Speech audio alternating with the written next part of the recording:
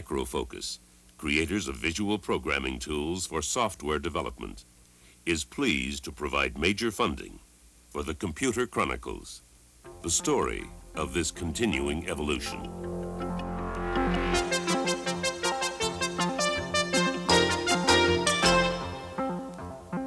Welcome to the Computer Chronicles. I'm Stuart Chaffee, and this is Herb Lechner sitting in for Gary Kildall this week. Herb, what I have up on the computer here it's a game, I guess, but it's really a teaching tool that teaches the student working with this algebraic expressions and the graphic representations of these algebraic expressions. What just happened is these little guys here are called algebroids, and the test for me is to write an equation down here using all these available trigonometric and algebraic functions to try to plot a graph which will intersect as many of these algebroids as possible. Now let's just for the heck of it, try something very simple here, and we'll just say y equals x and see if we can hit a couple of these guys with the graph that gets drawn. And you can see the graph coming. I may have got one guy by the leg and one guy by the ear, and after it draws the graph, it'll then show me whether I've hit these guys or not. Come on. Got him. 2 down. And the object here, obviously, is to learn equations, these expressions, learn their graphic representation. And we'll just go one more round. And just to show you how it really does motivate someone, there's a character in here called the graph gobbler. And you're not allowed to have your graph run through him. So I'll see if we can draw something simpler. You think y minus x will make it? Looks like it. Herb, let's try that. And just demonstrate. There you go. And he eats your graph up. And he punishes you by sending you to the committee, which then penalizes you.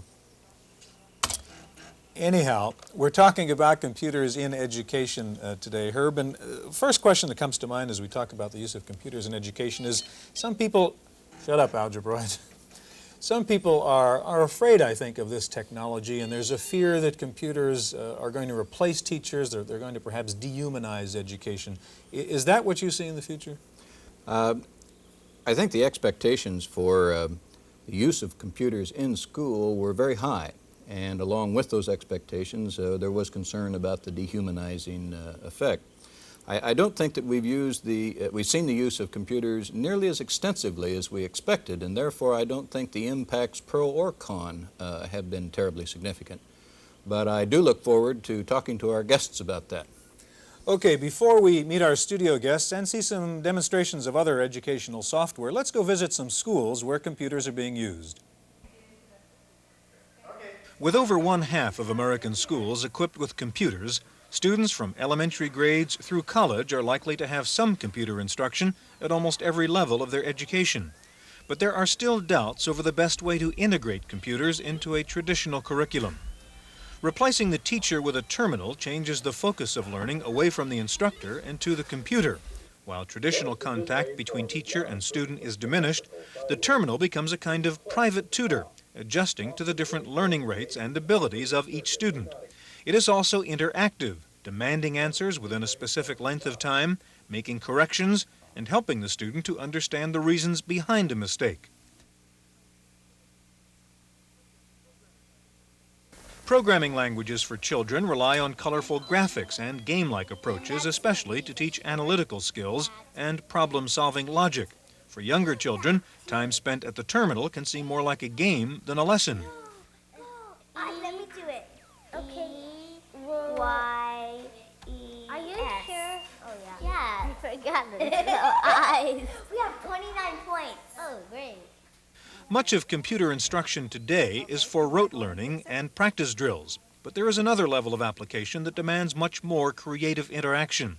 Programming languages like Logo are designed to teach children to make up their own programs, create their own commands, and in general put students in the active role of controlling the machine, instead of just responding to an electronic inquisitor. Proponents of this approach claim that students trained to think logically will become better at problem solving in general. But at least one study questions whether there is any difference between a Logo-trained and a traditionally trained child.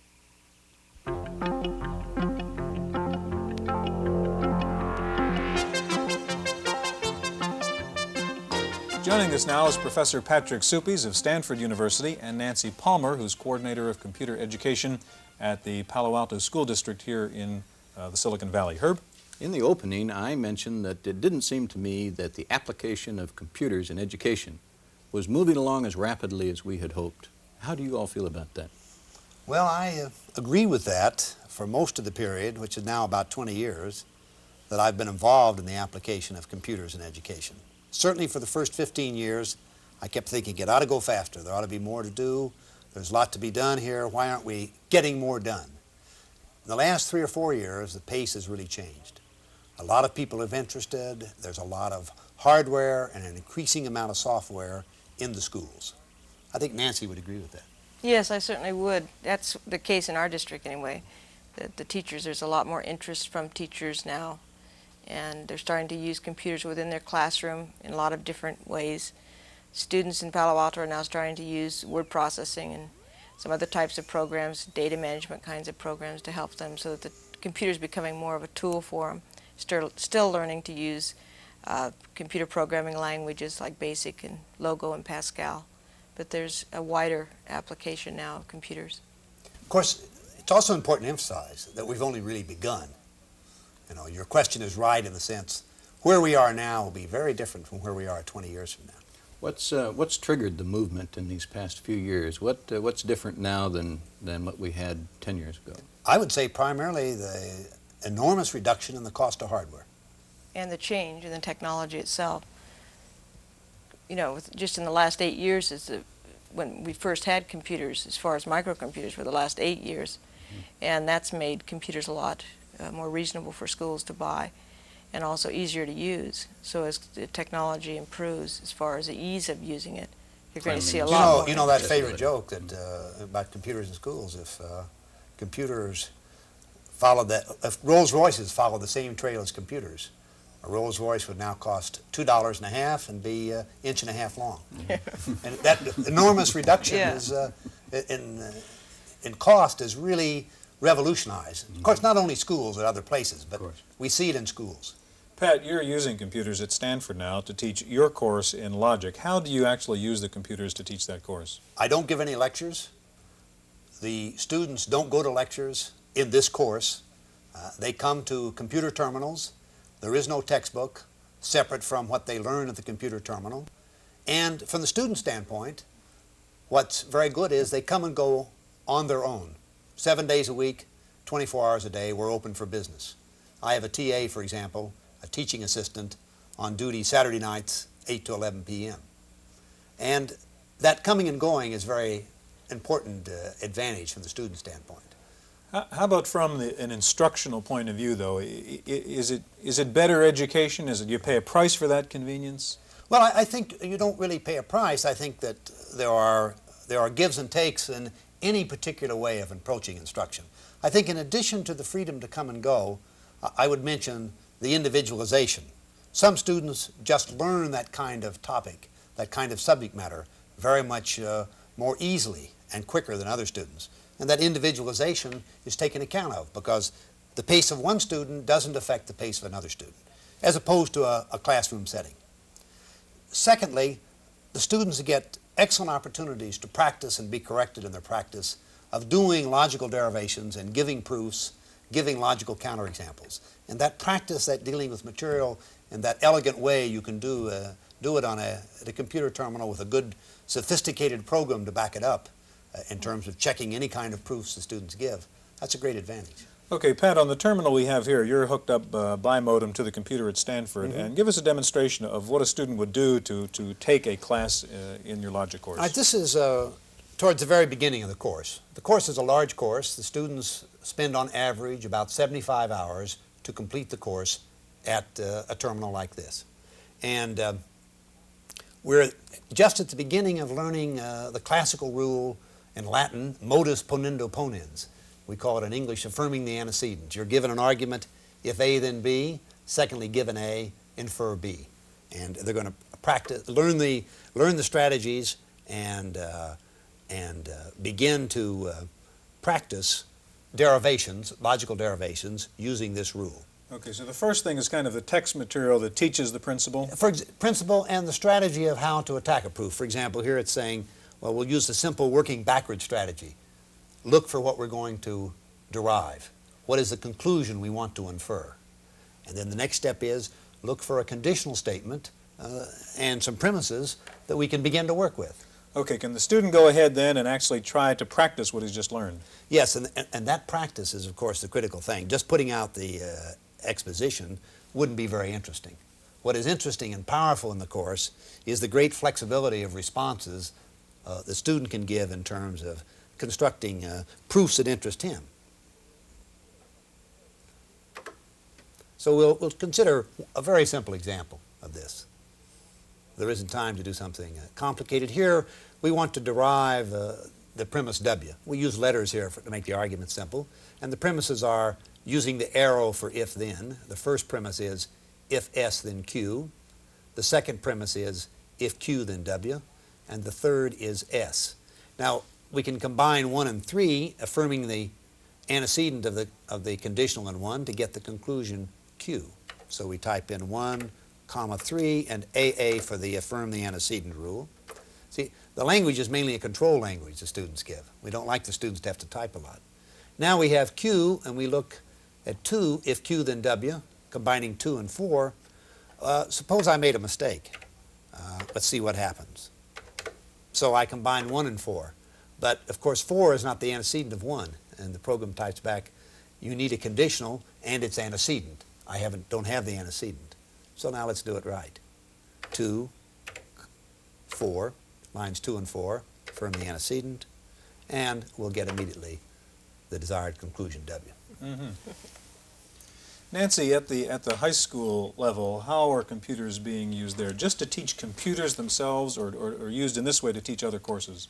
They're used in both ways. They're used as, for programming itself, and they're also used for word processing, for in business classes, in accounting. We have foreign language. We have programs on the computer that students can practice foreign languages and actually learn a foreign language by computer.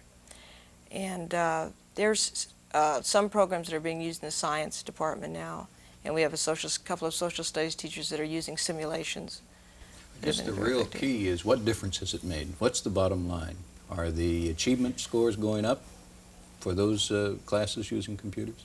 Well, that's kind of a hard one to answer. As far as any real strong data on achievement scores by using computers, I don't think we're at that stage that we've come up with anything like that. We feel that there has been a difference in students in, with their interest in school, for instance, a lot of different things that have kept motivated. But as far as any real data, no, we don't have any. No. Okay, we're going to stop for a moment and come back soon and take a look at Logo, a teaching language, which is an interesting language to look at. We'll have a demonstration of that. Also, we're going to meet the author of a book called Brave New Schools, about the use of computers in the schools in the future. That's coming up in just a moment.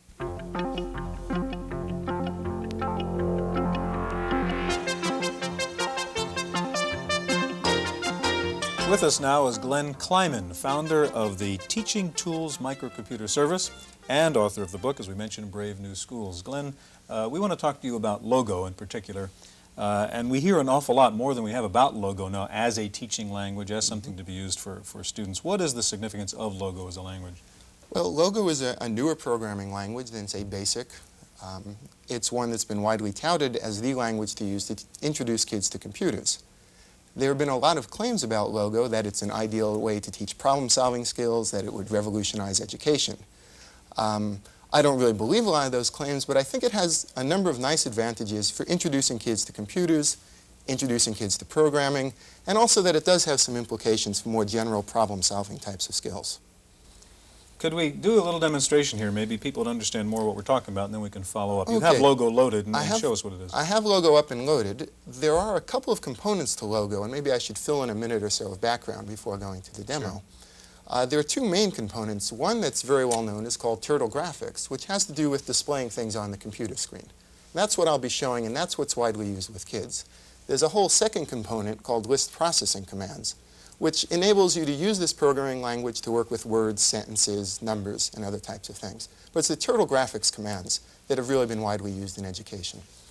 What we have in turtle graphics are some very simple commands that kids can learn easily. You can tell the turtle to do things like move forward a certain number of turtle steps, turn right or left a certain number of degrees. The turtle has a pen. It can lift the pen up or down. If the pen is down, it can draw things as it goes. Okay?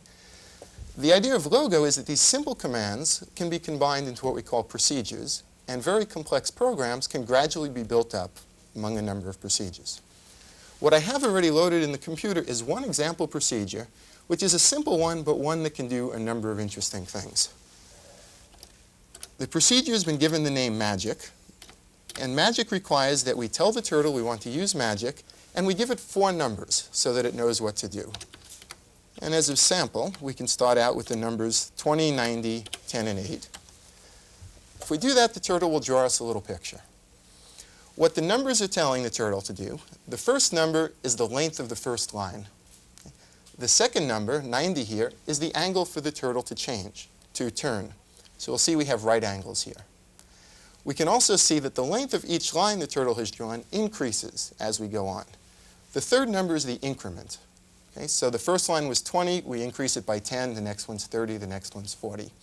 The final number, 8 here, is the number of turns for the turtle to make before stopping. Okay? So it's a simple procedure built up of forward and right and repetition. Okay?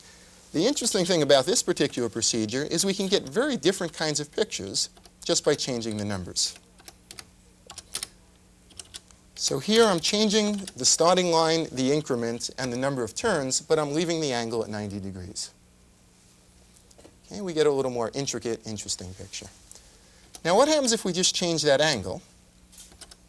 So let's use the same starting number, increase the angle to 135, same increment, same number of turns. Okay. Now we have a star-shaped picture, a very different type of image just from changing the angle. So one kind of thing that Logo is designed for is to lead kids to explore the computer, explore what will happen with these kinds of forms, and the children can just get a feel for what angles are, how you can build up different pictures by typing in different numbers and seeing what will happen. Okay.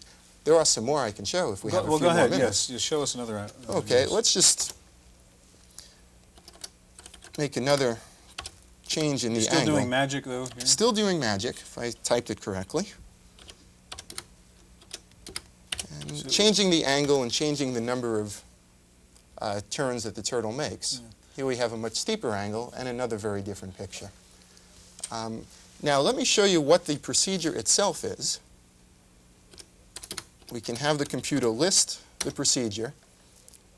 This is the entire program that we're working with. The first line simply says to the turtle, we're going to tell you how to do the magic procedure. We're going to teach you a new word, in a sense. The magic procedure uses these 4 numbers, which we're calling start, angle, increment, and end for number of turns. The first thing the turtle does is go forward, the number of steps it's told to by start, turns right, the angle. We then say, if n equals 0, stop. What we're doing here is we're setting n to a number. The turtle will count down till n reaches 0, and it will stop there. The last line of the program is really the powerful line. It says, do magic again, but do it with the line changed by the increment and with n being 1 less. Okay? That's what's called a recursive command. The magic procedure is repeating itself, changing as it goes along. That's the entire program that created that variety of pictures. Okay, Glenn, it's kind of interesting and it's fun to see all those pictures, but it seems a bit whimsical in a way. I mean, what's the big deal? It is perhaps whimsical in a way. Kids enjoy whimsy. I think the big deal is that it's a very different approach than the kinds of things Professor Suppies was showing. Professor Suppies was showing computers really used to do the kinds of things we've always done in education, to do tutorials, to do drills, and certainly that's a valid use of computers. Logo is widely cited as an example of doing something new with computers, introducing an environment, a tool that kids can explore, where the child has more control than the computer. Here it's not that problems and questions are coming out of the computer's waiting for the child to respond. Here the child has complete control of the situation. Pat, what's your observation on this use of a computer as opposed to what you're doing? Oh, I think that the use of Logo could be valuable and fascinating for for young students. I think that in teaching students about computers, the nice thing about Logo is they get a quick and easy sense of how a computer language works. That doesn't mean, for example, that I think that's the only use, obviously. But I think it's quite an acceptable and valid use. Are there social or perhaps antisocial consequences to coupling kids with machines rather than kids with traditional flesh and blood teachers? Well, I think we want to differentiate cases. In the elementary school, it's very important to have a relationship to a teacher. One of the paradoxes of American education is that the data are overwhelming. That's the way it should be, and yet class size, on average, is larger in elementary schools than in secondary schools. As we get to older and older students, let's say out to adults, then we're in a different kind of world. Many adults, for example, in the future, may want to get a good deal of their education at home over a terminal because it's inconvenient to go to a campus site. You do see, as you mentioned in your own course, the possibility that an entire course or maybe curriculum would be taken by a mature student via computer. Sure. And my own courses at Stanford are meant to be an example of that. And that could well be a course in programming. I mean, as far as it's very similar to teaching logic that way. But the socially important thing is you can teach courses that way. So you can have a decentralization, and it's really a social decision and an administrative and psychological decision, not a technical decision. Okay, real quickly, Glenn. I think I have a somewhat different view. I view the computer as a tool for the teacher to use. I certainly don't think computers are capable of replacing teachers. I, in fact, was a student in Dr. Supi's course the first year it was taught by computer, and I found that the computer is a good means for practicing logic, but I think there's an elegance to logic. There's intuitions about logic. There's information about how formal logic relates to general problem solving that one could get from a professor like Dr. Supi's better than any computer program. Gentlemen, I'm afraid on that note we'll have to leave it because we're out of time right now. Thanks so much for being with us. We'll see you again next week on the Computer Chronicles.